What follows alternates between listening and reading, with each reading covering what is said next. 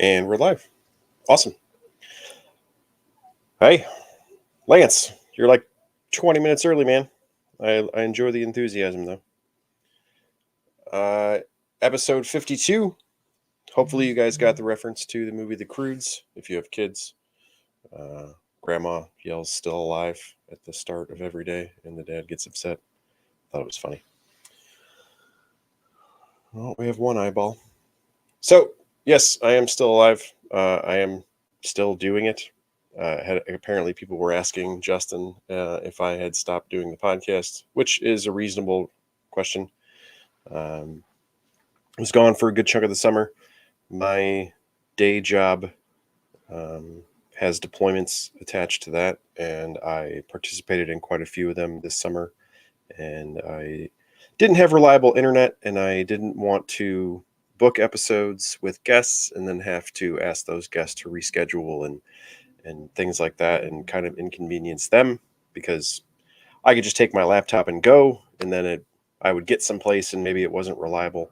And so I felt bad always having to ask them to reschedule. So I just kind of put everything on pause. And now I am back to more or less normal days off. And so we will be able to, every other Sunday, continue the way we were doing before uh, and have a pretty set schedule through the new year for me. Uh, all of which is subject to change depending on what's going on in the world and in our country. So I have a little bit of a weird career path that has nothing to do with reptiles. So it can be variable at times. Thank you for the welcome backs. Yeah, it's weird. Like, I know Lizard Brain wasn't around, but like I was paying attention to THP and paying attention to Snakes and Stogies. So I don't feel like I was all that gone. Um, because I could still listen to all the same stuff that we all listen to as a group. If you're kind of in the social group of THN and NPR and stuff like that, I would still be able to hear all those episodes when I was on my commute or whenever you guys listen to it. So I didn't feel all that removed, despite the fact that I wasn't doing my own episodes. Um, so yeah, it'll be cool to be back in the mix of things. Already messaging some of the guys about coming on, lining guests back up, and everybody's been super cool. I've had quite a few people message and ask, making sure everything was okay. Everything is okay. It wasn't bad stuff. It was work, so that's a good thing. Um, and I put it in the show notes there, the little blurb that pops up before the episode. But I'm able to see the stats and stuff for my episodes and for the show, and they actually continued week by week. And I had some new people message me and ask me things about old episodes as they were listening through the catalog and stuff like that. So it's actually really cool that I was able to, I still had Messenger and stuff like that. So I was able to interact with folks just in a little bit different way. So that was really neat. So I'm glad that those folks found it. And even some of them were like, hey, I chewed through 50 episodes. Are you going to continue? So that was pretty neat. That was a really cool thing to hear, actually. And we have 8 eyeballs on this and some folks already in the live chat.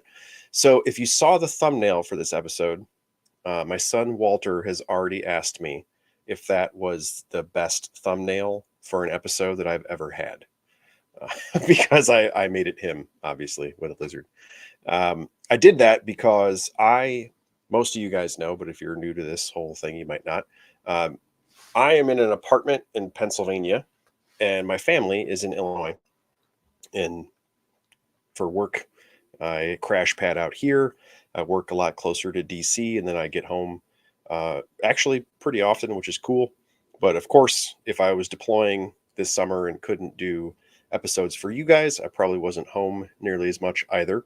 And they have continued the CBX shows and all the summer festivals and all the stuff with the reptiles and are absolutely crushing it.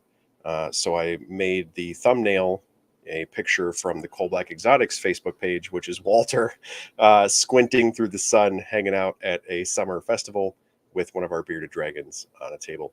Um, Walter and Indy and Milana helped Teresa with all the shows and had just as full of a summer schedule as we've ever had, minus me for a big chunk of it. So they were doing tons of stuff on their own and still are cranking out shows. Teresa has shows booked like for the rest of the year. Right before I got on here, I was scrolling through requests for 2024 all the way until like next fall, which is crazy. So that part of our reptile stuff continues. Teresa, Indy, and Walter, all three went to NARBC today. They saw a handful of THN folks. I got my Dr. Crawdad books. He signed them for me. Teresa FaceTimed me a little bit while they were there. So that was cool. And picked up all the random things we always pick up. A lot of invertebrates. Yeah, my scheduling is a little ridiculous. I drive a little bitty commuter car, and I always have because of my job, and it's got some miles, so that's probably my next big expense will be reptiles. It'll be a freaking car, I'm sure. Yeah, so Dr. Loafman has his book. You can order, I believe you can still order directly from him, or you can order from Russ Gurley. They did a special run of signed and numbered copies, and then he has the regular run of hardback books, just like any normal run of books. And he was at NARBC this weekend signing them, and he was at Russ's table and doing all this stuff. And the epic time they had at VivTech. I actually had friends who were right next to Jason Hood's table, and we were all messaging about that, and they shared a little video like on their Instagram story or something. And that's what I told my kids was, oh, my friend's table is facing directly out at VivTech. You guys always go there, and that's like your anchor spot. So you'll definitely see them. Yeah. And if you guys actually, thank you, Anne, for bringing up the VivTech thing. If you guys saw on basically all of my social media platforms, I did the black box video. Teresa put all that together for me, and I finally got that out for you guys. And that is full of Arcadia lights and VivTech UV. So that was actually really cool. Erica had your phone where you're watching me from dinner. Yeah, that is the typical Tinley Park thing. I missed the auction and then piling into my van, throwing cabbages at each other, and typically going to Buffalo Wild Wings and asking if they were cool for a table of, I don't even know what we had last time, like 30, something just absolutely ridiculous. Yeah, my whole family is really fortunate. Like we live probably, I don't know, 45 minutes from Tinley Park. So NARBC is actually our local show, which is pretty cool. In October, of course, for those of you guys who aren't from the Midwest or don't follow the show circuit, the October Tinley Park is like the quote unquote big one. They're both actually very large shows, but October is a pretty big deal, and it's usually when they get the most vendors from nationwide, as opposed to March is still a big show, but a lot of it is more localized to the Midwest. October, you see a lot of folks from just literally everywhere. It's really cool. Ryan says, "Hey, big sexy." Yeah, hey, I'm on his track though, man. I'm slimming down. There's less sexy to be had. I'm following the Ryan McVeigh. Get a little slim. Get your. I don't have any spangly jeans though. I can't do the sparkly jeans. I'll leave that to him. It goes with his fancy laser lights that him and Eric are putting out to the world. No, I love their stuff. And for real, when I did the black box video, I hope that you guys got to see that. And that video, I wanted to show you guys the actual build process for the black box, because the first ones I got, I actually met them at a show and got already assembled enclosures, and I really loved them, and they were cool, and I understood the process. They were CNC'd and they were cut for the lights that I had asked, and all these different things, and got the cages, and the doors are cool. I really dig these hinges. I really like their stuff, but it all was already done for me. And then progressed through the year. They are super involved with the network and sponsor us and all those things. And so we're talking to them, and oh yeah, hey, we flat pack stuff and send it out and all these different things. And a lot of people have been raving about that. That's really cool, and they really seem to like it. So this time when I got mine, I had it shipped out. Indy and I couldn't make it to that show in Georgia. They shipped everything, did the flat pack, all the stuff they'd been talking about, and I got that, and it's super cool. I said it in the video, but if you like to put stuff together and like the click of the puzzle piece, I don't know. If you're a nerd and you're into that, you know what I'm talking about, and if you're not, you think I'm crazy. But I show it in the video of the pieces coming together to where that enclosure is like without the screws basically put together and fits. And you're not like, I don't, if you guys ever do woodworking or things like that, and when you that final turn of the screw when you're torquing it down, you feel it pull the wood together.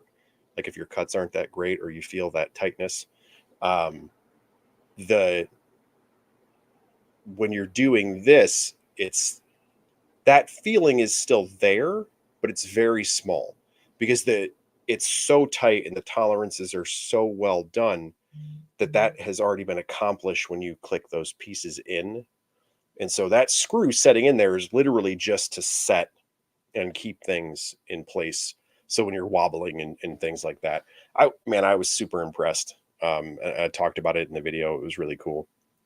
But on the VivTech subject, uh, part of the way I have that set up, that actually the folks at Black Box asked me about because they weren't used to that and they were worried that, like, hey, had we been telling people something wrong? Because you're the lizard guy for for the network and you're asking for something different. So what's the story?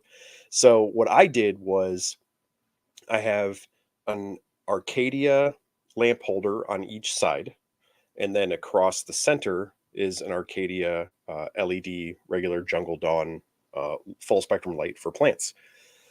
And what I wanted to do and ended up doing is I have a DP projector on one side and a VivTech UV on the other side. And my thought process for that is I ended up with there's a stack of four, and I have what I ended up with is a snake on top and then three different lizards. And I want to, for those particular species, they are all very commonly kept without UV. Um,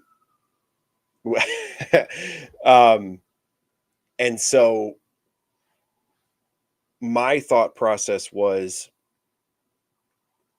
I have seen a huge number of my animals are under VivTech products, and really for UV, that's I think everything we have UV is VivTech now. But I have used all sorts of things in the past, and I know that I have species that seek it out, and so I wanted to separate the two. And it's 12 hour light cycles, and the deep heat projectors are on a thermostat, and then the UV is going to run 10 to 2 every day. And so I will be able to observe, hey, 8 to 8, they have light, cool. Things that are going to come out in the day and do their thing. I know I can see what's going to happen. This thing's going to crank on, kick it up to 85 in this spot. I've used structure and have some different substrate and different substances underneath of that heat that'll warm up or not, depending on the species. So I can see how they utilize that or to warm themselves up. Cool. 10 to 2, that thing kicks on. And if you watch that lizard or you watch that snake go over there, they're seeking it out. Right. And so my intent there was I set up those enclosures purposely to observe these things. Um, I I mean, the animals I feel are getting as good a care as they can get, but I want to be able to deliver that care in a way that lets me see the things that I'm looking for, as opposed to, like, we have cyclura and we have uromastyx, we have a big green iguana and things like that. Those animals, I those things are not separated. They are for the green iguana just because his enclosure is so large. But those animals that I know through our standard of care currently have got to have UV or they develop problems, I blast them. Okay, cool. Well, these other species that not everybody is doing that with, I don't just blast them.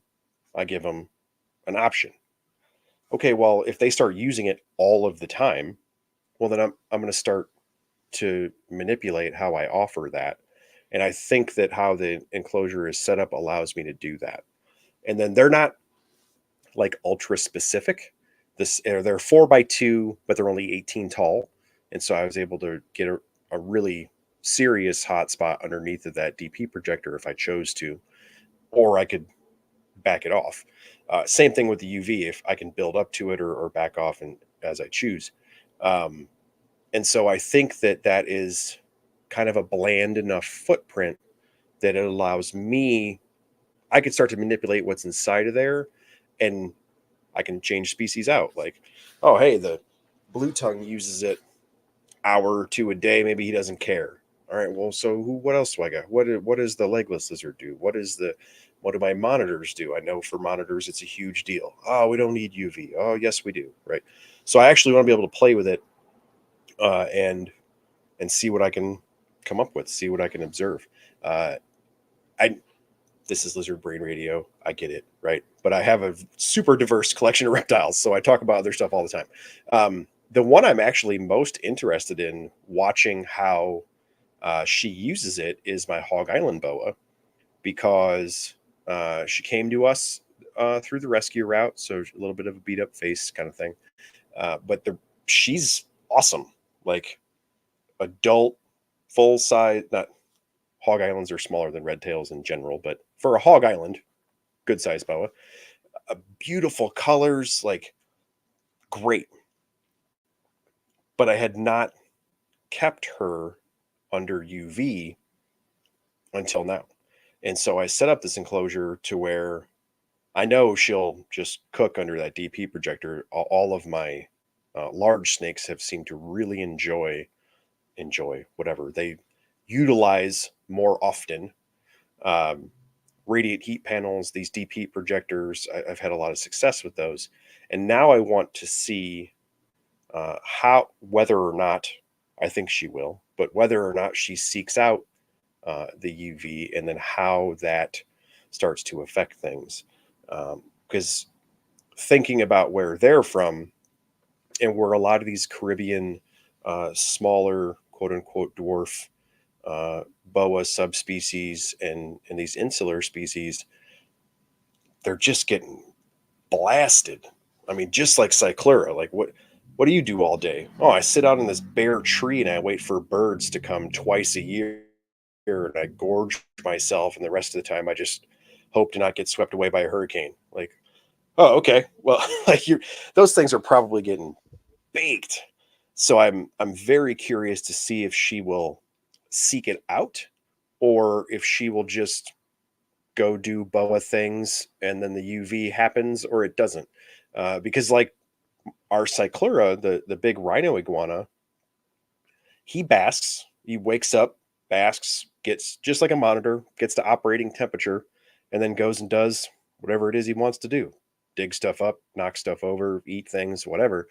Um, and he's moving in and out of the UV and the heat, like he doesn't care. Like when he's just cooking, whatever it is.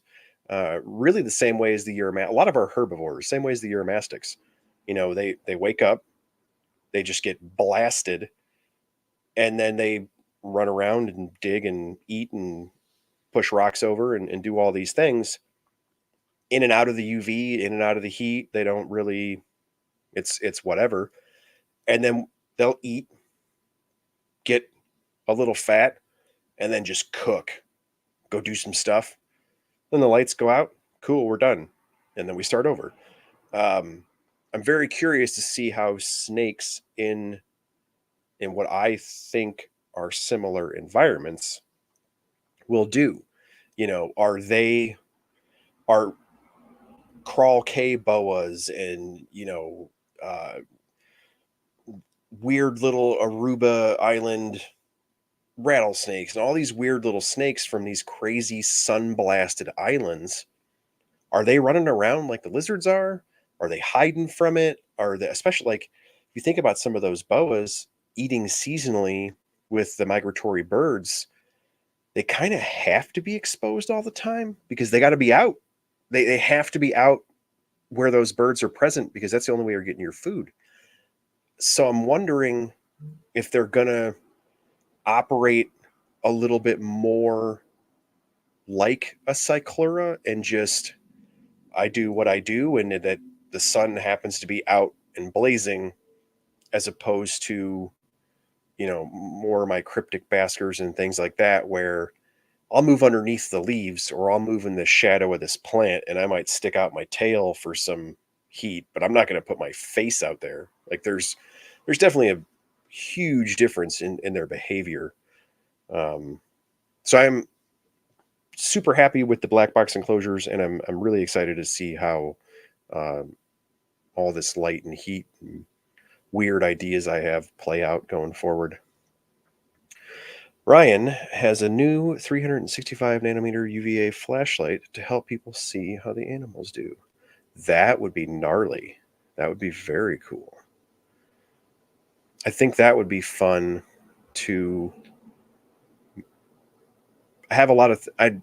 Not a lot. I wish I had more and would like to increase our number of herbivores, but I'm very curious to utilize UV light on fruits and flowers to see how that is affecting things.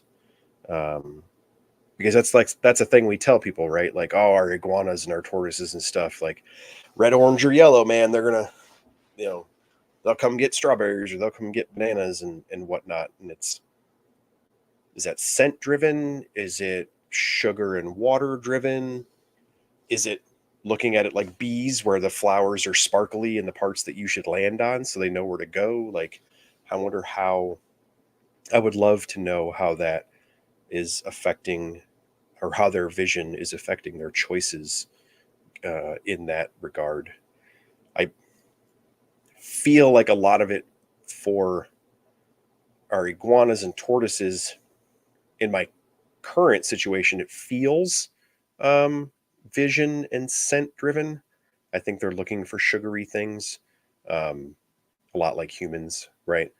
But we have had instances where we have, a pile of strawberries and a pile of greens, and the redfoots and stuff are just smashing around, and the iguanas will go for the greens, and they'll eat strawberries along with it. But like they've made other choices, so I'm very curious to see how that works. And then on the, it would also be fun on the insect front because, ooh, that could be really fun to play with because we get people talk a lot about insect variety and arthropod variety in foods, and a lot of desert geckos, desert lizards, they eat spiders.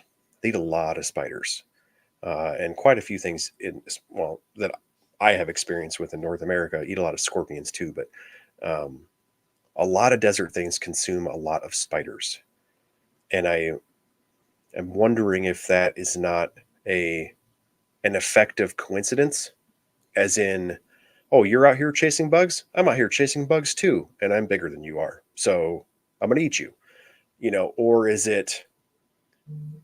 Do they look different? Are they easier to find? I'm in the desert.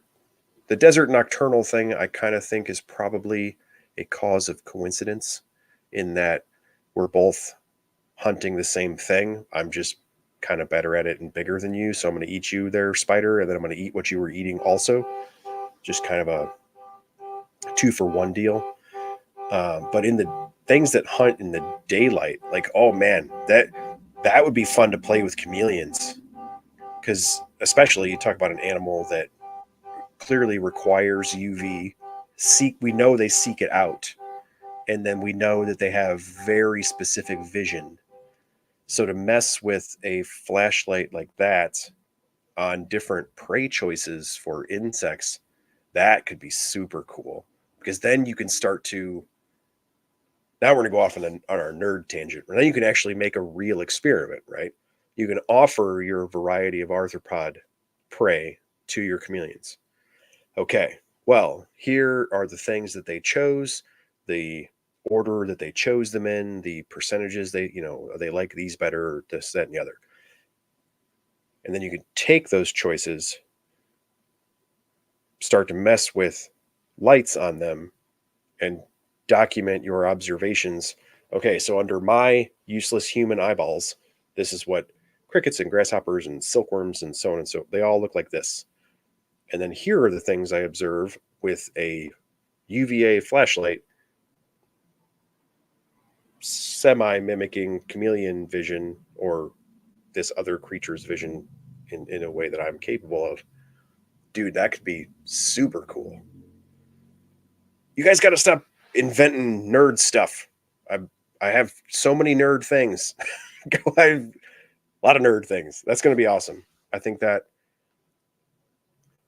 yeah, that's like a whole other idea of testing and the scientific process that I don't even think we've considered, right? I mean, like, because we can grind up each prey item and know what's in it and the percentages and things like that, and know how an animal digests it and then the nutrients that it needs, and so we know what to offer these animals for their health. Like, we're already aware of that, and with gut loading and these diets and things, those are all things we're already aware of, and so we know what to provide. We don't always know why they're picking it, right? Like, ball pythons only take African soft birds, or it only takes the gray rat or whatever. And then you have a bunch of people who were like, oh, that's nonsense. But it's not. It's anecdotal evidence. But any of us that have been around for a long time have that one stupid snake that only eats chicks, or the one thing that, so on. And so we all have those anecdotes. Ryan says, yeah, my phone is like going off. That's the problem with live streams. People can hear you and it's,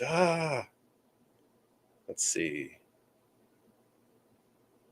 Ryan sent me. Ryan, I hope you post this pic, because I'm talking about it to a grand total of 5 people on a live stream, but it'll go out to more people when I publish the episode. Ryan has sent me a picture of an Axanthic rhino rat, which is an epic snake anyway, under UVA. You can see the yellow pigment, which is pretty cool. For people like me, that I struggle seeing some colors anyway. So when you start to manipulate the light, I really enjoy it, because it lets me see things that I might otherwise miss.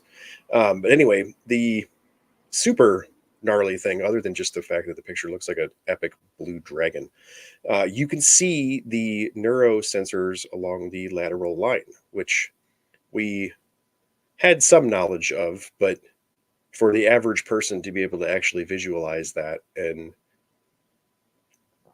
I don't know that it will. I don't know that it will. I don't know, like, massively alter what it is that you're doing, but I think for a quote unquote a quote unquote pet keeper level, a private keeper, non-academia, whatever you want to call it, to be able to visualize those things, it helps. It makes it, I don't know, more serious. I don't know. That sounds stupid, because people get all up in their feelings about it, but like, the the direction that Ryan and Erica and the folks that I nerd out with, Bill Stewart and people like that are going is it is more serious, right? Like it's not just being a pet keeper, which Ryan and Erica and Ann and all these folks are pet keepers. They super enjoy the reptile hobby, but it's like massively altering how we look at things. And then, oh yeah, this is fun. I'm keeping leopard geckos. Cool.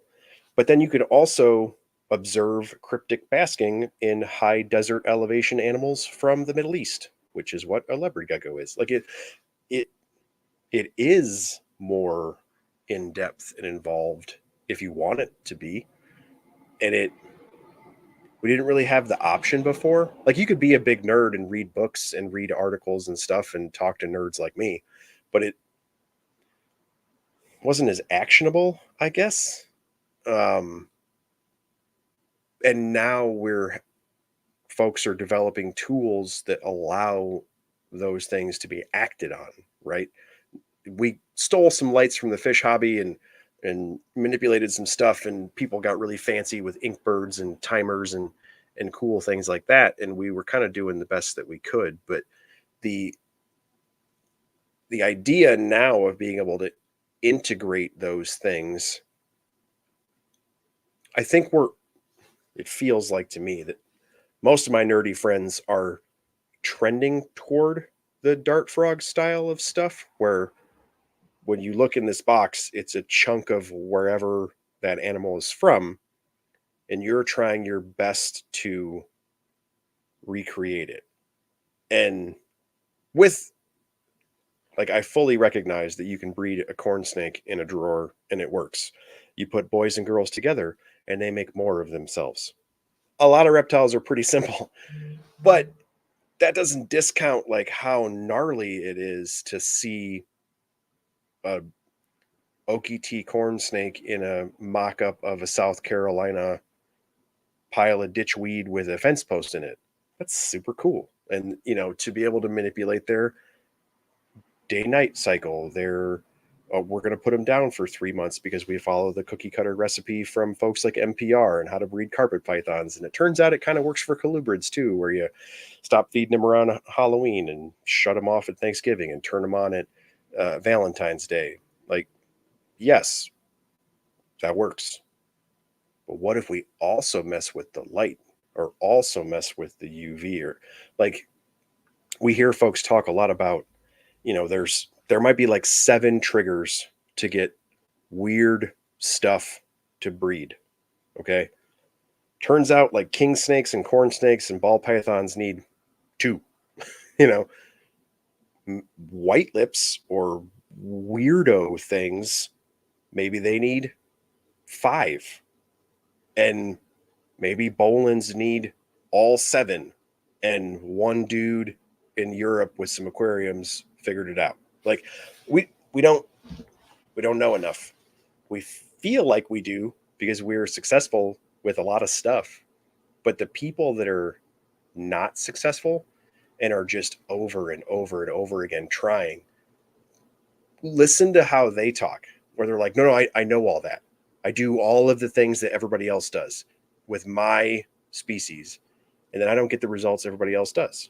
And it's like, okay, we're missing something. Cool. Let's nerd out and start just falling down the rabbit hole.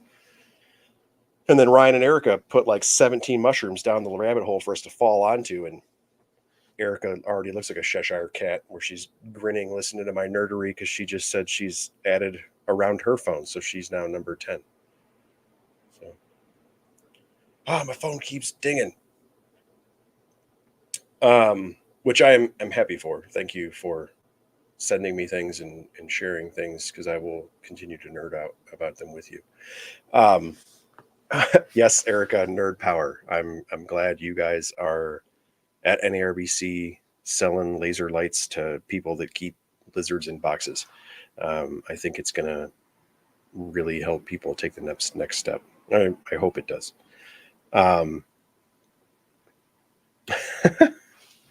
My chat is just people talking to each other who are at dinner. It's fantastic. I super wish I was. A total thing that no one else in the podcast listening or who downloads this episode will care about. Do you guys remember when we went out for sushi and Dave Kaufman was like deliriously tired and then Ryan ordered, I think, like a whole table full of sushi? And then we talked about like the most obscure, ridiculous crap. That's pretty awesome. That, folks, is why you need to go to reptile shows and go to your local herpetological society so you too can eat snacky foods and discuss high level academic topics about frogs and other small slimy animals that are quite fantastic. No, that's awesome. I'm so happy that that's going to continue. I think you guys are killing it. Thank you for calling me a Judas. And yes, I do also use Arcadia products. I like to mix and match, which don't give me your nonsense. Ryan and Erica are fully aware of how that functions. And yes, the boat. No, on the VivTech Arcadia thing, because people ask me about it all the time because they know that I'm friends with Ryan and Erica. I use both, and both have a purpose and a use. When you talk to folks like the Chameleon Academy podcast, you should listen to that. It's amazing. They talk about how to set up their chameleons in very specific ways using plant lights and full length tube lights to best build an enclosure using vertical gradient for their specific set of lizards. And it's perfect. It is, well, it's as perfect as it's perfect is going to be. You know what I mean? But to do what I was just talking about, where I want to look at heat and UV and the choices an animal makes, that doesn't work for me. Because if I used a full length tube, I would have to build shade structures and do different things inside of the enclosure. And I wouldn't necessarily be able to know what it is that the animal was doing. With VivTech, using that spotlight, I know. I put it here. I aimed it where I wanted it to go. This is where the exposure is, and I can measure it. And so I know the choices that my animals are making. Lisa says, I have some ATBs in a planted lighted enclosure, but no UVB. For now, they only come out when the lights go out, but I plan to add some VivTech, and I'm curious to see if their habits change. I can tell you, Lisa, that as far as ATBs go, when exposed to UV, their habits will change. Amazon tree boas are known for being just lunatic, bitey animals, and that's not necessarily always the case. They're kind of high strung, and they're arboreal predators. So when they come in, Lisa knows all this stuff. I'm just in general talking to people that want to listen to me rebel. They come in high strung and they're bitey. And captive bred ones have actually been shown to be pretty cool and sort of chill out, as chill as a bitey tree snake is going to be. But exposing them to UV has been shown to, I don't know how to verbalize, like key them up. They're going to pay attention, and you better be paying attention, or you're going to get teeth in your face because they are smart. They have incredible vision, and they have very pointy teeth, much like the ETBs and green trees and all that good stuff. I was actually, I think the trick will be to make sure they can pass cryptally. Lisa, yes, we should nerd out on this. So I was just talking to the folks in the Herpetoculture Network group chat that I want to actually, courtesy of Ryan and Erica years ago, I have two vertical enclosures with nothing in them currently that I want to nerd out with this on. I would like to set up using that chameleon idea from the Chameleon Academy folks of vertical gradient, right, integration for heat. So I like those deep heat projectors. A radiant heat panel should do the same thing. Just pick your poison. Vertical gradient, and then tube or spotlight. I currently like the idea of Vivtex Spotlight because I agree with Lisa that I think it will allow me to more easily build shade structures to where I know, because I can measure it, right? So I can put my measurement underneath the leaf, outside the leaf, and then as I'm doing my horizontal perching with those gradients and leaf cover, I can pick and choose and know what the animal is being exposed to, which means the animal can then pick and choose what it's being exposed to. Um, so yes, in short, not in short, I was talking a lot, Lisa. I 100% agree. I want to do the same thing with an ATB, a green tree, and an emerald tree boa. I was at a reptile show. I almost bought an emerald tree boa. They're kind of expensive for imports that I really don't want to die, and they're beautiful. And I didn't buy it because I'm an adult, but I'm not. I'm actually a nerdy reptile kid. I just have adult money, but I didn't buy it. I really wanted to. Travis Wyman, you were there. I didn't buy it. I bought some other dumb things, not that particular one. But I think we should start keeping green snakes on sticks and their Halloween colored cousins, very similar to chameleons. And I think we will have some super cool results. I think we're going to bit a lot more often because those snakes will be able to see better and might be a little more hormonally interested. Um, it feels like green trees at this point and a little bit Amazon tree boas are also kind of cookie cutter as far as folks that breed them, but they have some weird issues where, oh, these are a little difficult. I had problems with so and so, and I'm not really sure why. Maybe some of that um, is involved. I don't know enough about them to. It's totally speculation. I don't know enough about them, but I am convinced that if we apply some of that chameleon knowledge for vertical gradients, shade structure, and how we build those things into the keeping of those snakes, that we will find success. I am absolutely convinced of that. I think that is a for real thing. We hear the same feedback you mentioned about the ATBs and ETBs about other arboreal snakes, including Mangshans. Yeah, that makes sense to me. I think I was actually just talking to somebody. The Mangshans made me think of that. Um, they're a army camo gnarly green snake, right? They they're hiding. They're they're ambush predators. Um, so that I don't necessarily know if that, to me, that's not cryptic basking, right? The idea being that that snake could theoretically sit fairly exposed because it looks so much like the environment around it, right? That it wouldn't necessarily be underneath the leaf cover. It might be intermittently, but it's probably fairly exposed because it mimics the leaves so well. Yeah, I know there's incoming things. I'm watching. I promise you, I am reading texts and messages. Um, Holy crap! Not reading that much. That's not even you guys. That's other people. Sorry. Um, it could also be the addition of true UVA changing the hormonal balances of their brains so that they can act normal. Yes, I agree that strictly from the herpetoculture, a bunch of us nerds that keep animals, right? I I'm very stuck on the idea of, if you can't tell, I listen to all of the THN stuff. I listen to NPR, and I listen to Community Academy and a bunch of other crap. But I consume a lot of this content, and a lot of us are, I feel like, circling the same ideas.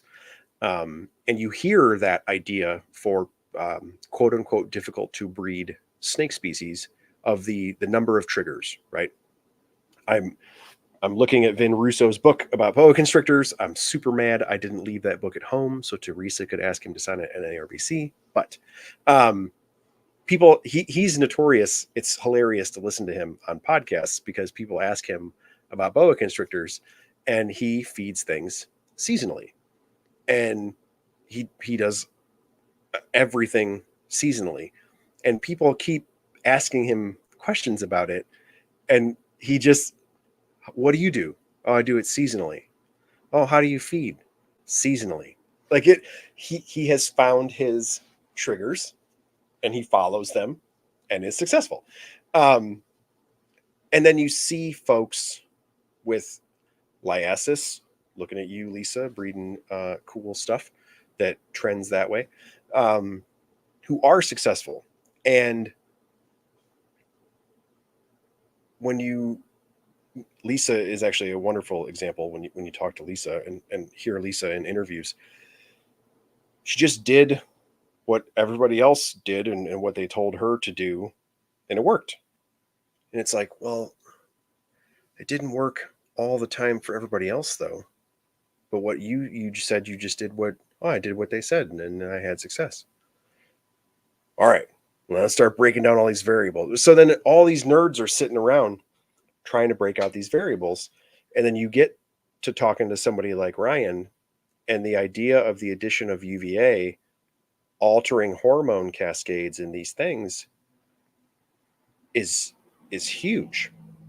And I'm kind of, that that makes me think monitors. I don't have any idea why. It just does. But I am a huge proponent. I was like, why are Indonesian monitors not more popular? They're beautiful. They're not very big. They do all sorts of cool stuff. They dig and swim and climb and are blue and spotted and are like, they're awesome, right? And then we had great luck breeding water monitors in North America, and we had great luck breeding Australian dwarf monitors, quote unquote, and actually most Australian monitors, and they just didn't really happen.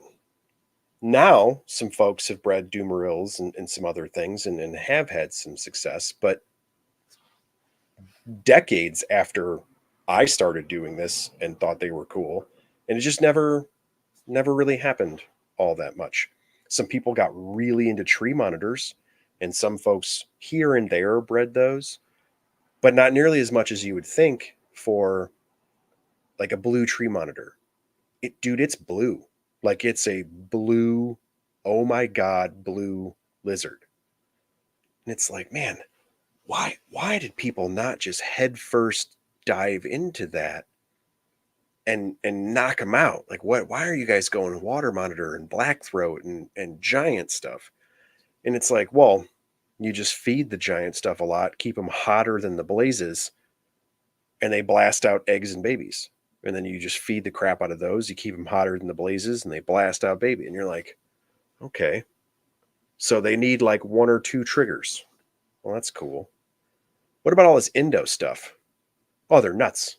Blue tail. I personally think blue tail monitors are the prettiest thing you could ever put in a lizard package, ever. And they're notorious. Males will kill females. They're crazy. The breeding for those, or the attempted breedings, are a bloodbath. It's just bonkers. You know, all these Indo tree monitors, they hide in tree holes. They run like crazy. They'll claw the crap out of you. Blah, blah, blah, blah, on and on and on. But they're beautiful. It's like, oh man, what is going on? Well, lo and behold, you get folks nowadays, modern setups, nice lighting, all these different things. And I just in the THN group, go on Instagram, look at Peach Throat Passion. Dude's knocking it out, feeding him off tongs, running all over him. Just wonderful. Kai Fan. Dude's got crazy Indo monitors. Aiden with the Dumarils, just crushing it. And I've got to think it's because we have improved our technology and we've upped our level of care. Like we're adding triggers somewhere along that we might not know necessarily what those triggers are, but there are folks that are hitting them because they're having the success that they're having, right? Like I I tease Mike Stefani and I love him, and he's old school, dirt, water, keep him real hot. He just feeds the crap out of them. And buddy, they breed, and man, he has success. And the setups he uses with the water base and the hides and his Mertens are running around acting a fool. You get a guy like Skylar following the same idea with peach throats, but in the big cool planted stuff. And I swiped that idea. Sitting over here is a box full of plants, the zippered kind, similar to what he has. um Took old school, quote unquote, guy like Mike, took that idea, really, in my opinion, just ramped it up through the roof. And and he's got peach throated giant dragons running all over his head, eating bugs and fish and meat bits off of tongs. It's epic. Um, man, I'm telling you, I really think there's a lot to what Ryan and Eric are doing, and Ryan's ideas of exposure to UVA really affecting hormone cascades in some of these species. We know it affects basically all of them, but the necessity of that effect, I think we aren't placing enough emphasis on, potentially, for these quote unquote hard to breed or hard to care for species. Um, I'm, you guys know I'm a nerd for weird stuff. I was talking to some of the folks in a group chat that I'm in, and I had said something about the UV lights, and people were asking me about LEDs and all these different things. And and I said, "Oh, I use Arcadia, I use VivTech. Here are the things that I use, and so on and so forth." And the response was, I don't know enough about that. You know, I keep dirt snakes. Oh, it's Harry. Harry said that, I think. And I'm into the dirt snakes, and I was like, well, that's nonsense, man. Like, I was keeping those centipede eaters, and those things cryptically bask, but they're seeking UV, and they're little bitty coral snake looking tiny guys, and they're like pushing out of the leaves and putting coils out. Coils, they're smaller than my pinky finger, but pushing out, and they're actively seeking to bask in UV, which is something I was told by other keepers and had read about them. And again, notoriously difficult to keep. I ended up losing mine over a span of time. Like most folks, I actually was able to source centipedes fairly easily because I had smaller specimens. I was feeding North American centipedes, um, and it just, slowly lost them over time, which unfortunately is pretty well known for those animals. Um, but I'm more and more convinced it is because I didn't go full dart frog nerd with them. I I am almost utterly convinced that that is where my failure was with those animals. Um, Yet another thing, you, you guys hear us talk about it on the network all the time, but I'll keep referring back to Black Box and all these other folks. Um, I'm gonna I'm gonna build the crap out of some of their enclosures for some really epically ridiculous things, and I'm very excited about that. Teresa and I were talking about just a handful of different things, of different ideas of how to stack their stuff, and different lengths and sizes and things, because we have a very diverse collection, and how we could best accomplish that, um, because they're very lightweight and easier for us to move. We're thinking about altering some of our enclosures, going over that direction, just so that we can kind of better assemble things.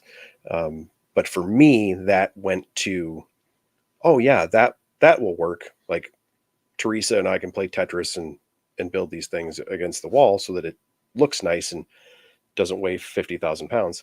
But also, because they will do the cuts and the CNC, that would really allow us to, well, let's get UV spots for all these crazy North American rat snakes. I have friends that keep things out of West Texas and friends that keep things out of Florida and North Carolina and South Carolina. And we can start to get really nerdy, um, and not even have to do exotics. Like I have tons of North American things to just get ridiculous with. We're going to do chuckwallas at some point because they're awesome. They're North American, and I don't know how we're so successful with Uromastyx, but we haven't done those yet. We're missing the boat. Philip Leitz, Aired's only epic Uromastyx guy. We should all pitch in and buy him chuckwallas. Totally separate subject.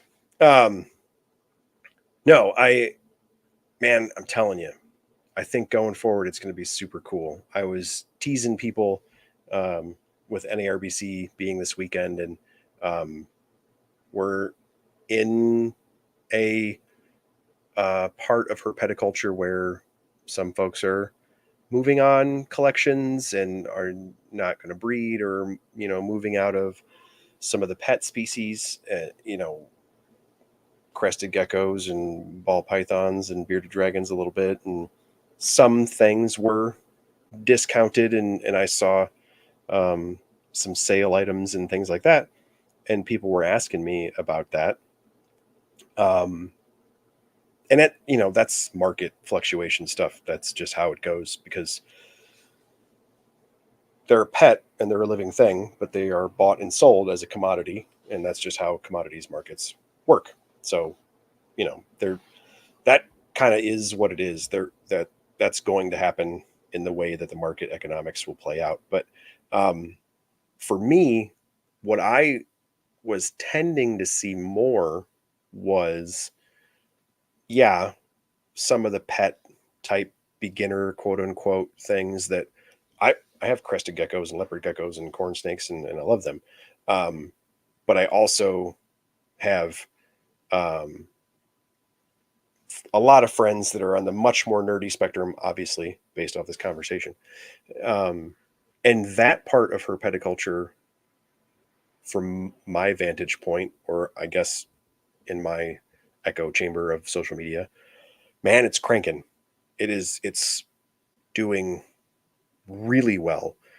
People are having a lot of success with really cool stuff. And then, the ebb and flow of that, I think, is a little bit insulated, I guess. There, money is involved and people buy and sell geckos and snakes and whatnot and so forth. But usually those animals are probably a little less produced. The market's a little smaller, but the market is usually a little more dedicated. Like if you're into red bearded dragons, your choices are pretty broad for where to get those. And so you can sale shop and look for a boy or look for a girl, or, those kinds of things. If you want, like, I don't know, rhino rats or Egyptian Uromastyx, you want Ceratophora, you want, dude, any of the micro gecko nerds, right? You can go to like 4 people. They might have them, they might not. If you want to be on the list, you got to get on it. It just takes a little more dedication, I guess. So I doesn't feel like those markets are as affected. Where they are affected is exoterras and enclosures and lights and things like that. Like all of those things are benefited greatly by a million people keeping a leopard gecko or whatever, and then 5 of us that want to keep a gecko or a snake from a similar part of the world that isn't as common but needs the same equipment. And so, like, we all benefit greatly from that. And so there are effects when you see a softening of the crested gecko market, or a softening of the bearded market, or what have you. But it just doesn't seem to be affecting the more nerdy species. I guess kind of time will tell on that, because obviously some of those are a little bit more expensive because they are a little rarer. That, that always plays a factor for some folks.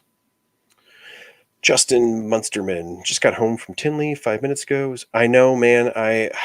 Yeah, I am transitioning to having Sunday and Monday off, as evidenced by the fact that I am on a podcast right now. But I did not have it off this weekend. And so, conveniently for the government, but not for me and my reptile friends, I'll have Sunday, Monday off when reptile shows are done with. Yeah, it sucked. It's a little bit more difficult. The October show obviously is the start of the holiday season. How vacation and leave and a bunch of stuff that doesn't affect all you guys in my job gets built like 3 months in advance. And so I have to put all those things in. And I just recently transitioned to a new position. And so new guys pick last kind of thing. And I had weekday days off for quite a while. I was the new dude working weekends, that kind of thing. And so it just didn't work out that way. So I went from a bunch of summer deployments to being the new guy in my spot. And now I am through the new guy phase and back to my normal Sunday, Monday days off. So that will let me continue to do the podcast a little bit more regular. So I'm excited for that. I hopefully this summer was able to kind of keep up with you guys a little bit. If you saw, I was in the American Southwest a handful of times. I got to do some pretty cool field herping. So I tried to share some pictures of that. I saw a Gila monster in person for the first time. That was pretty gnarly. If any of you were wondering, that was drinking rainwater off a road next to the Mexican border. So that was pretty cool. I saw a Mexican black king snake in the United States as it had crossed over for Mexico. That was probably one of the more unique herping experiences of my life, to be standing next to the country of a namesake for the animal and then have it come over to my country. It was a very surreal experience. I had a lot of fun with that. The American Southwest, everybody hears about West Texas and gray band king snakes and all that stuff. The older folks, I'm talking like in their 70s, older folks, who California, Arizona, West Texas, like these places that, when we think about California king snake localities and which highway road sign is your gray band king snake from, like those old school folks. I actually got to meet quite a few of them just 3 o'clock in the morning, driving out on some road that doesn't have a name. And you'd see a little pickup truck doing 5 miles an hour with their flashers on. Which in my line of work usually means I got to go talk to them. And the one dude had a license plate that said herping, and everybody was like, what is this guy? Who is this dude? And he's an older guy. This is weird. I got out of my truck and I was like, holy crap, I know what that is. He had a snake hook in the back. And yeah, no, it was super cool. I got to meet a lot of those folks. Yeah, that was a lot of fun in a unique circumstance to run across some of those folks. I'm not to talk badly about folks who are older, but they obviously weren't, they didn't listen to the podcasts and didn't know about the network or our Facebook groups or whatever. But some of them did have Facebook and things like that. And I told them about, our groups and NPR and THN and oh, hey, you should, follow these folks or here's how to get Instagram, or, you know, those kind of things. Um, so some of those folks did find their way to seeing the podcast and things like that. So yeah, for real, the bald bearded dude. Um, I really am a reptile guy. I wasn't trying to scare you when I got you out of your vehicle. Um, yeah, that's going to be a niche of a niche audience to see this podcast, but I have a fairly memorable look to my face. Um, and in that circumstance, you'd probably remember what happened to you. So um, I wasn't kidding. There are a bunch of reptile nerds here. I wasn't trying to scare you. Lisa says one of the most exciting things in her peticulture is setting up an enclosure and seeing your animals display natural behavior. And this doesn't have to be reproductive behavior. Just seeing your animal hunt can be thrilling. Yes, 100%. I am pretty convinced that that is why pond turtles and small insectivorous lizards uh, maintain massive popularity, because it's never not cool to see a gecko tackle a bug, or a bearded dragon chase a mealworm, or the turtle with its permanently smiling face come up to you and take the floating reptimen stick. Um, that's always cool. Adults, kids, that's cool. Um, yeah. Busting my butt getting outdoor hides full of hay for the tortoises. Yes. Same. Well, not me, Teresa and the kids.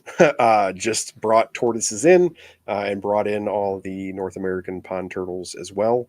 Our temps started to dip too, in the same boat.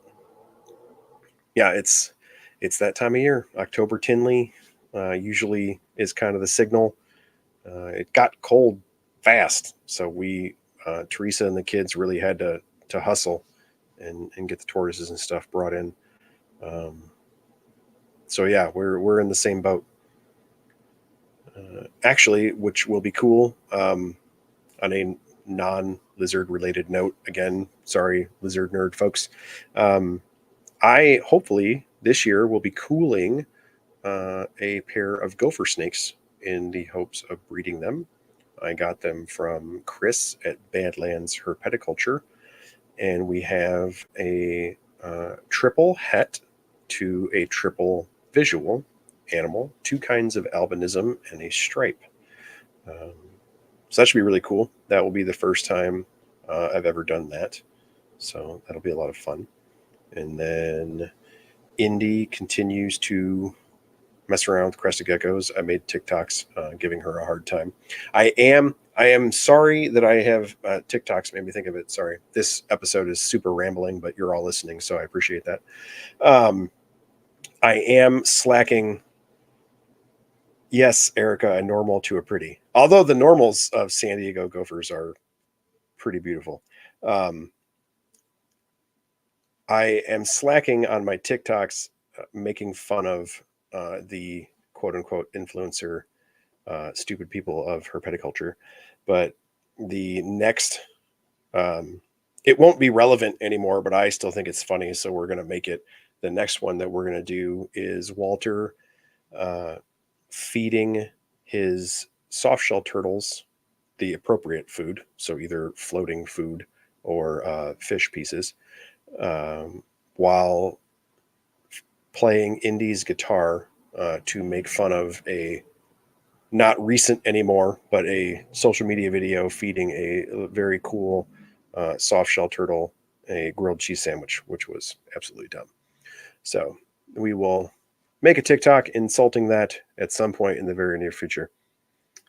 Uh, yes, Teresa says the one where the kids are pulling me in the turtle tub with the Pirates of the Caribbean theme playing is also the best. Um, Mostly because it's Indy pulling me, and at that, I mean, she's still the smallest kid, obviously, but at that time she was like super small. So having it be her that pulled me was also hilarious. I had to turn the heater on the Redfoots and bring the blue tongue. Yep, I would love to keep our blue tongue outside. I think that would be fun. Right now, I keep uh, all of Walter's North American turtles. We kept the side necks outside this year. That was kind of cool. And then we also keep our Russian outside. We keep our Redfoot outside. And we keep both of our sulcatas outside. So that's always good. I would really like the front. So I don't talk about it very much on the podcast, but the Coal Black Exotics thing, where Teresa and I and the kids do the shows, we have a storefront that is set up as a petting zoo, so that Boy Scouts and groups like that don't have their own place, they can come to us for a show instead of us going to like the library or the elementary school or whatever. The front of that building is like angled away from the sidewalk, and so we can put things in front of our building.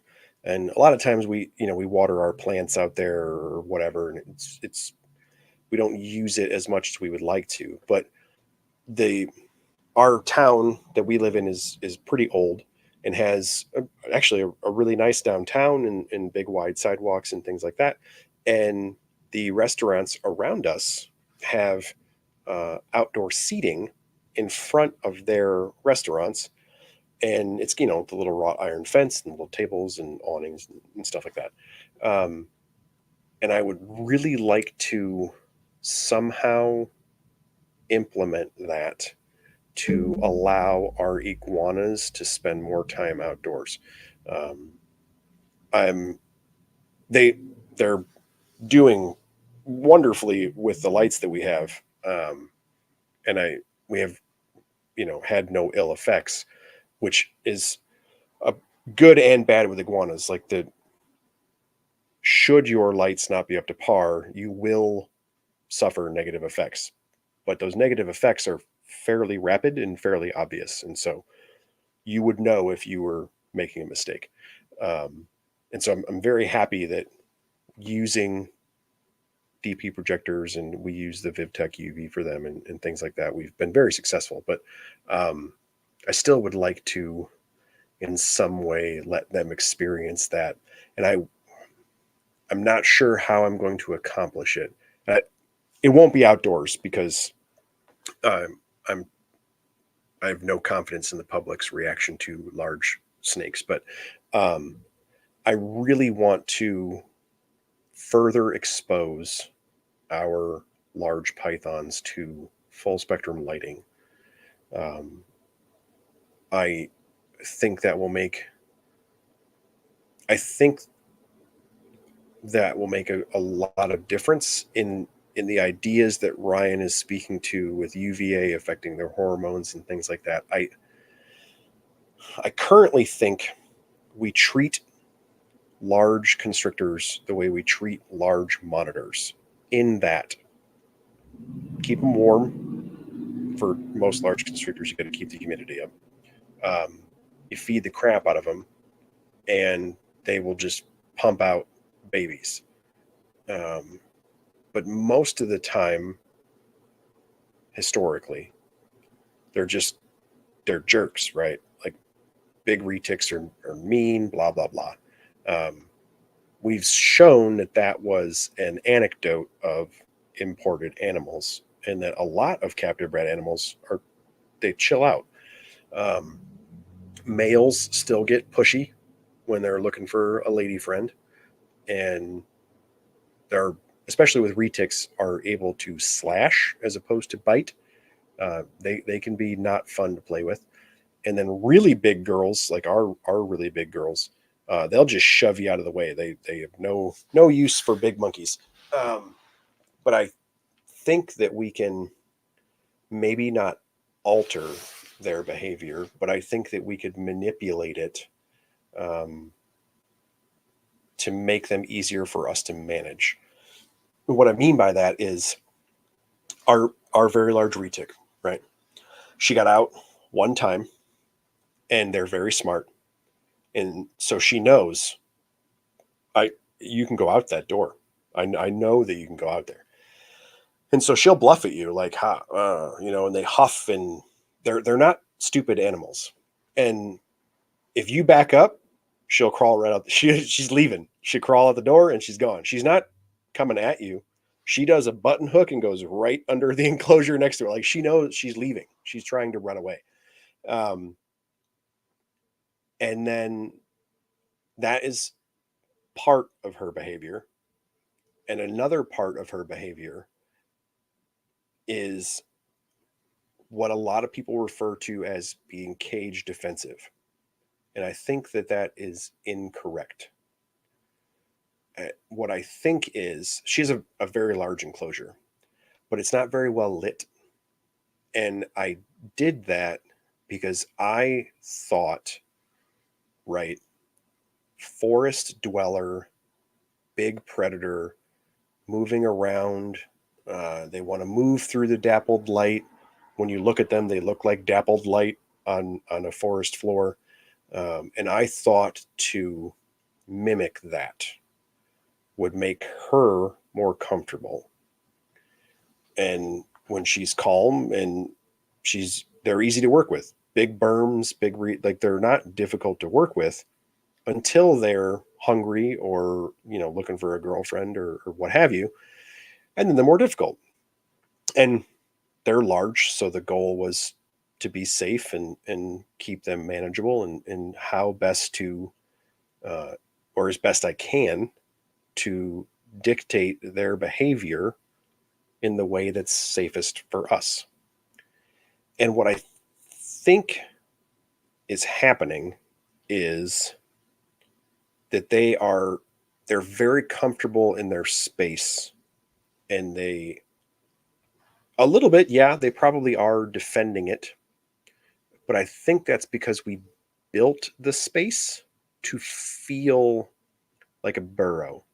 I think we're on the triggers thing again, and I think we're hitting triggers in their brain of I can push on the sides of this, I can come out toward you, the door open, like the layout of these things is such that it looks like a defensible position to them, and so they defend it, right? And we don't really have a way of knowing.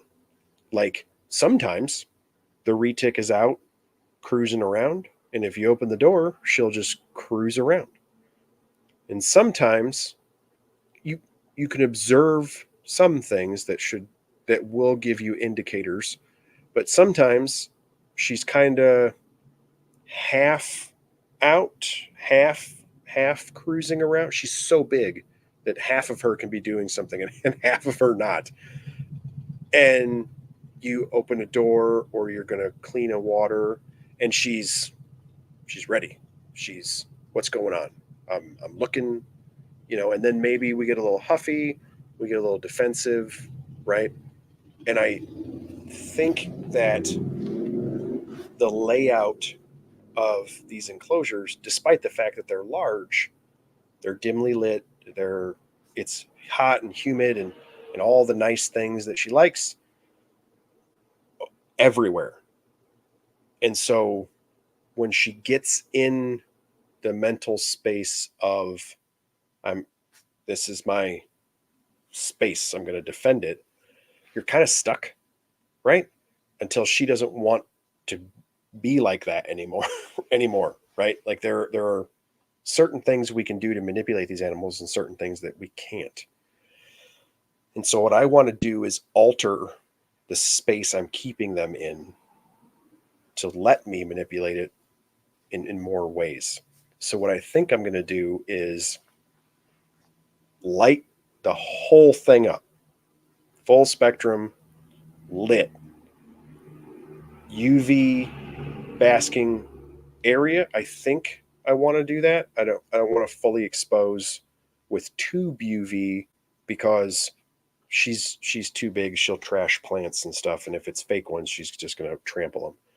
And I think the maintenance for us would be very difficult. So I'm leaning toward spotlight UV so she can make her choices, what have you. Just an easier build for us, right? And then somehow segregate, a huge tote. I don't know, some like maybe a really big Christmas tree tote or whatever. And then you are you're limiting the dark, humid, tight space, right? So if she's in the Christmas tree tote and we have a show to do, yeah, well, not today. Use the berm, use the boa, use something else, right? Because she is in a space that she's going to hold the sides, defend, right? Whereas if this whole enclosure is lit up full spectrum light and it's 2 o'clock in the afternoon, the UV's blasting and the lights are out and she's out wandering around. All right, well then she's in the I'm wandering around the forest mode. So now we can do this, right? It lets us visualize, I think, a little bit better. It keeps us, I think, safer because now we're making choices like, oh hey, she's in the box. We could almost treat it like a venomous thing, right? Like I could just slide the end of the box closed and be like, all right, well, stay in there. I'll clean out your water and do what I'm doing. Um, and you could extrapolate that to smaller things, of course. Your short tails and ring pythons and these things that they don't really like us. They're really pretty, but you're probably gonna get tagged if you put your hand in there. Um, you could start to manipulate their space in such a way that like, oh, it's in there. Don't do that. You need to adjust your actions accordingly. We have a Dumeril's boa the same way. If you can't see the Dumeril's boa, look harder. You'll find his nose and his eyes, and really don't reach in there because you're going to get smoked, right? Like he's doing Dumeril's boa stuff, right? If he's out, like knocking over the water bowl, doing snake things, slide a hook in there, pick him up, do what you got to do, clean it. You're fine. He doesn't care, right? He's not in the mode. And I think we can, through infrastructure and enclosures, through manipulating lighting and things like that, I think we can further this along to better manipulate the space that they occupy to let us do what we want to do, right? We're a little weird about that anyway, as far as herpetoculture goes, because it's still my pet, right? Like, oh, why aren't yellow anacondas more popular? Because they're jerks. They bite people, and nobody likes that, right? Like, I don't like it. I like my yellow anaconda, but I wish it didn't try to bite my face like that. It's a pet. Like, I don't want having a pet to suck. So we need to manipulate these things to make it more enjoyable for us. Like it's still a hobby. Like it has to be a positive, other than like I morally get an intrinsic value from keeping this thing healthy and alive. Like I'm not awful. I don't just want to kill it or let bad things happen to it. But I also want me to get the enjoyment out of it because I'm actually a human and that's just my pet. Like there has to be some balance there, right? Like I'm I'm sure the retic would rather just ignore me and never see a giant monkey again and not go to the birthday party. But that's what we do and that's what you're here for. So let's go do that. Like has to be a balance of safely and keeping it healthy for the animal to do both, right? I don't know. That one's going to get me some messages and texts, I'm sure. Did you? I'm on the same page, Bill. I've been thinking the same thing about my white-lip pythons. I don't think it's actually cage defense. Yes, Lisa, I love listening to you talk in interviews. By the way, Lisa, you are on my list, even though people don't think of you as a lizard nerd. You are incredibly observant about your animals, and I think that is why you have been very successful. For those that don't know, Lisa has been on other podcasts. You should Google her name. Listen to her on NPR. It's very funny. If you're not super into reptile podcast nerd things, Owen is a co-host on NPR. He at one time was obsessed with white-lip pythons and struggled with them greatly. Lisa has been very successful with them. And so the other co-host, Eric, was able to just spend a whole bunch of time teasing Owen. We all gave him a hard time in group chats and chats like this at listening to Lisa's success. So that it's really funny. You'll also learn a lot. Like I said, she is incredibly observant for her animals. It's very worthwhile to listen to um, just how another keeper views things and then how they react to what they're seeing. Because it could be that you aren't seeing the same things. It is possible. But what is more likely is that you and another keeper are seeing the same thing and then reacting in different ways. And so hearing how other people react to something is, I think, equally as helpful as, hey, what did you see there? Oh, well, I saw that too. Now what? Right? If we both saw the same thing, but you had a different result, it's because you did something afterward that I didn't do. So I'm very interested in how other folks do that.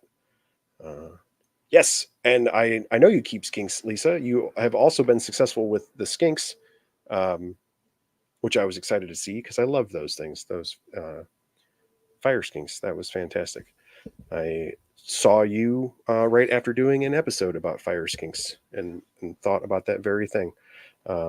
Again, another animal for those who, if you listen to that episode or if you didn't and you want to go back and check it out, um, listening to the way he viewed fire skinks and interacted with them, and it he's a super big nerd for him, and which is great. I loved it, and that's all it was. Oh, I saw this, and this is what I thought, and then so I did this, or I changed that, or I thought maybe they wanted this, and it was all about observe and react, or observe and don't do anything because you got a positive outcome or what have you. But it was super observationally driven. It was awesome to hear him talk. And then to see Lisa's success after that with the same species was also very cool. Um, yeah, it's going to be good. I need to talk to Erica and Ryan about their little Velociraptor projects. I see their posts, and they are doing quite a few of the same things of observe, and for them, a lot of it is honestly observe and report because they tell us what they see. But observe and react, or observe and see the outcomes of the changes you are making. And then they have the added benefit of, oh, we're trying out a light or trying out a controller or what have you. So there's a lot more reactionary things to see the changes that you're making. I think that would be a really fun topic to nerd out on. And then maybe we can get another response, Erica, of a customized video talking to us about our crazy UV-ness. That was a lot of fun. That episode was very hilarious. And I got many, many responses about the UV thing. People feel very strongly about it, which we knew going into it. That made it a lot of fun to continue to do. We are at an hour and a half, so I think I'm going to wrap this one up because I've been rambling about all sorts of stuff and a bunch of snake things that aren't lizards. So that should be interesting to hear what people have to say. I have a schedule now that will allow me to keep doing every other Sunday like we were doing before.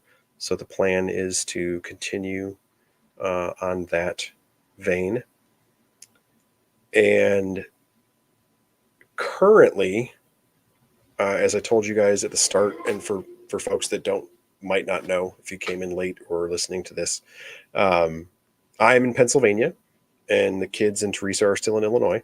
So I was able to go to things like Carpet Fest, and I've been able to go to the Northern Virginia Reptile Show, and I have gone to Hamburg.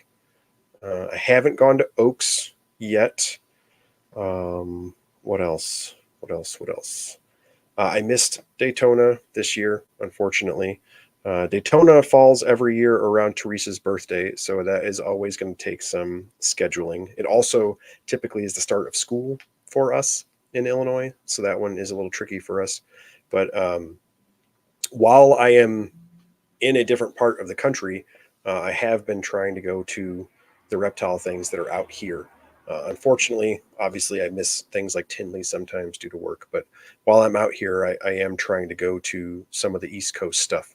So if you are an East Coast person, or you see me at one of those, or there are more of those that I don't know about because I'm not out here, um, send me a message, tell me where to go. Um, don't be like me and Travis Wyman, who literally ran into each other at the reptile show in Manassas, Virginia. Like I'm not joking. He ran directly into me. I turned, I looked right at him. He had a mask on. He looked at me. He said, "Excuse me, sir." I said, "Oh, sorry." And I kept walking. I went all the way through that show. I sat down in my car and I went, "Oh my God, I think that was Travis." Because we've only actually met like one other time. So, like, I don't see all of you folks who are in this part of the country or in Southwest or in California or these other, we don't see each other often enough. I'm not at a lot of these events because I was a Midwest guy my whole life. Um, so yeah, if you're at those or you know of those and go to ones that I don't go to or haven't listed before, tell me. I'll go. We'll go hang out, talk about lizards, check stuff out. Um, I've had a blast at all the ones so far. They're obviously a little bit smaller than something like Tinley because it's gigantic, but like the Northern Virginia one, super cool. There's always neat stuff to see there. The Hamburg is not nearly as crazy as everybody says that it is. I don't. It has like a really bad reputation or whatever, but they have a crap ton of really cool turtles, and they had some very neat lizards the last time I went. And I'm in a part of the country where I can see venomous stuff at a show, which was super crazy to me. I just sat there and stared and took a bunch of pictures. Um, and everybody labeled nice, locked, put away, very professionally done. I think Hamburg has outgrown its bad reputation. I was very happy to go there. Um, Christopher, thank you for saying that before I ended the episode. Amphibicast. I didn't mention that one earlier. That podcast is awesome. I keep plugging other people's stuff, but I don't care. Dude, I listen to that all the time. It is super cool. Um, the the frog people, man, get so in depth. Um, you think Latin names for snakes and lizard nerds are bad? Start talking to people who talk about Latin names for plants. I I just give up and start Googling while they're talking. It's I love listening to them. It's so fun. Um, yeah, thank you for mentioning that. It was that's a really good show. Justin Musterman says, I will be at Hamburg on the 21st. You should come, even though it's not the most savory. It it is, it's a little older school reptile show of like dudes that look like me, um, with tattoos and leather. But I mean, I look like me and I go, so I'm not unsavory. um, I had a great time at that show. I saw all kinds of really neat stuff. Um, it, the this part of the country, if you are into turtles, fascinating. There are a bunch of people in this part of the country that keep Morelia, having incredible carpet python collections. If a guy like Justin is there, you're going to see super crazy lizards. So I mean, it for whatever detractors that show has, it definitely has the diversity to make it worth going just to see stuff. Like I didn't buy anything. I just went there to see it. I thought it was really cool. Go eat a hot dog, walk around, look at cool stuff. I miss keeping whites tree frogs, but not feeder insects. Yeah, yeah. The downside to most amphibians is the feeders. Um, I would be neck deep in plants and dart frogs if I didn't totally suck at doing fruit flies. I'm not good at it. I don't know why. I'm not good at breeding roaches either. I can keep them and they make babies, but not a lot. Justin said don't eat the hot. I already ate the hot dogs. I ate the is that should I not have eaten the hot dog? I definitely ate a hot dog when I was there. I didn't nothing like bad happened, but yeah, I ate one. It's a hot dog. Like you should just expect that it's gross. Like if put hot sauce on it. That's what I do. You don't put hot sauce on hot dogs in the East Coast or Mid Atlantic, whatever you call Pennsylvania. They're gross. They're hot dogs. They're not like good. They just taste good. You just know that. Plus, it's a hot dog at a place that like sells lizards. Like, yeah, if you can't eat hot dog with salmonella and hot sauce, then you don't keep enough reptiles. That's my defining statement for this episode. All right, I'm gonna log off. You should put hot sauce on your hot dogs and Cholula on your scrambled eggs. That's what I have to say for this episode. Thank you guys for hanging out tonight. I really appreciate it. And we will see you again in 2 weeks. Later.